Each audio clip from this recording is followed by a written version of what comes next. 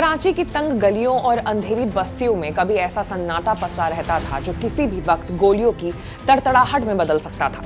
Gang war, drug तस्करी और राजनीतिक सौदेबाजी से लथपथ ये इलाका उतना ही खतरनाक था जितनी किसी अपराध थ्रिलर फिल्म का मंच। लेकिन उससे कई गुना असली, कई गुना बेरहम हाल में ही रिलीज हुई बॉलीवुड फिल्म धुरंधर में दिखाई गई दुनिया की तरह ही कराची का लियारी टाउन भी एक ऐसा ही मायाजाल था, जहां हर मोड़ पर घात लगाकर बैठे दुश्मन, हर चौराहे पर बेखौफ बंदूकें और हर दीवार पर खून के छींटों की दास्तां मौजूद थी। फर्क सिर्फ इतना था कि फिल्मों में कैमरे चल रहे थे जबकि लियारी में मौत। यहीं से शुरू होती है लियारी की असली कहानी, जिसकी जड़ें 20वीं सदी के उत्तरार्ध तक फैली हुई हैं। 70 और 80 के दशक में लियारी में ड्रग तस्कर चुपचाप पैर पसारने लगी। कालाकोट की अफशानी गली से दो भाइयों शेरू और दादल ने इलाके में हेरोइन और चरसी नेटवर्क का फैलाव शुरू किया। धीरे धीरे छोटे छोटे गिरोह खड़े होते गए।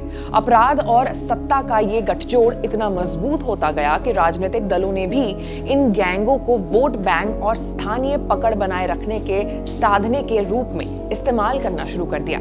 जातीय पहचान, गरीबी और बेरोजगारी ने स्थिति को और जटिल बना दिया था। 2000 के दशक तक आते आते रहमान डकैत का नाम लियारी का पर्याय बन चुका था। पीपुल्स पार्टी यानी पीपीपी के कुछ नेताओं ने उसे स्थानीय स्तर पर मतदाता संरक्षक बना करके नियंत्रण बनाए रखने की नीति अपनाई। रहमान ने बदले में ड्रग्स, हथियारों और रंगदारी के अपने धंधों को और विस्तार दिया। उसने रोजमर्रा के अपराध कम करवाए, जिससे वो एक तरह का रॉबिन हुड जैसा चेहरा बन गया। पर सत्ता का भूखा रहमान जल्द ही पीपीपी के लिए ही खतरा बन गया और 2009 में एक पुलिस मुठभेड़ में मारा गया।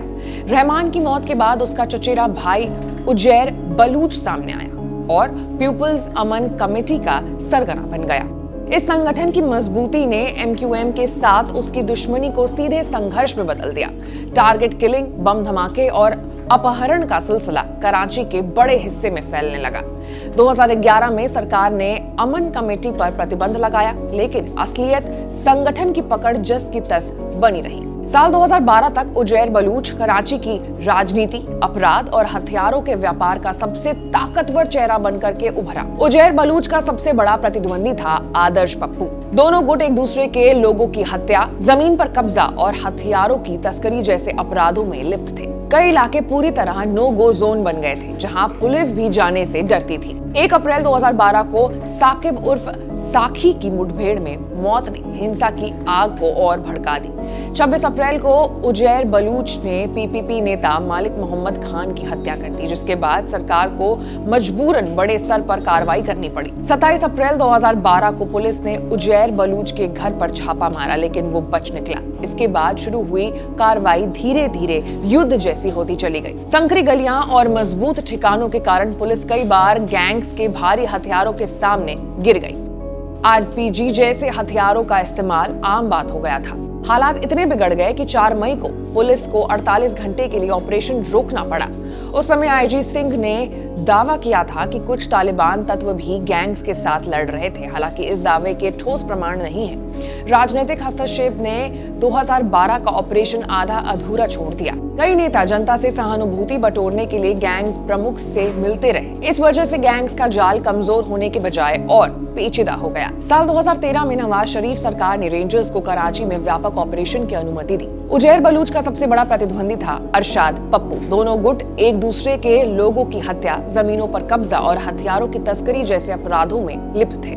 7 सितंबर से शुरू हुए टारगेटेड अभियान में हजारों संदिग्ध गिरफ्तार किए गए। इस बार गिरोह की आर्थिक और हथियार सप्लाई पर प्रहार किया गया। इससे गैंग वॉर की ताकत धीरे धीरे टूटने लगी। अरशाद पप्पू की हत्या ने कराची में दहशत बढ़ा दी, जबकि साल 2014 में पुलिस अफसर चौधरी असलम की शहादत ने साबित कर दिया था कि ये संघर्ष सिर्फ गैंगस्टर्स का नहीं था, बल्कि आतंकवादी संगठनों का प्रभाव भी शामिल था। साल 2017 में रेंजर्स ने कुख्यात गैंग लीडर बाबा लैडला को मार गिराया, जिससे ऑपरेशन का सबसे निर्णायक मोड़ माना गया।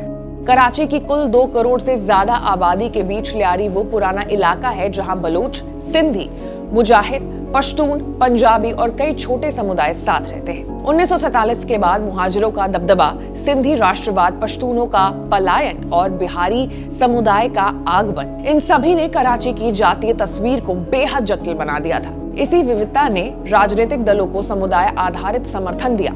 MQM मुजाहिरों की पार्टी बन गई, जबकि PPP के लिए ल्यारी गढ़ रहा। यही राजनीतिक विभाजन गैंगों के उभार का बड़ा कारण बना। साल 2013 से 17 के बीच संयुक्त कार्रवाई ने ल्यारी को काफी हद तक शांत किया। नो गो जोन खत्म हुए, अपराध दर घटे और गैंगों की वित्तीय ताकत टूट गई। लेकिन गरीबी, असमानता, बेरोजगारी और राजनीतिक संघर्ष आज भी इस इलाके की सबसे बड़ी चुनौतियां हैं। यानी ऑपरेशन ल्यारी ने आग को दबा दिया पर बुझाया नहीं। आपकी क्या राय है? कमेंट्स में बताइएगा।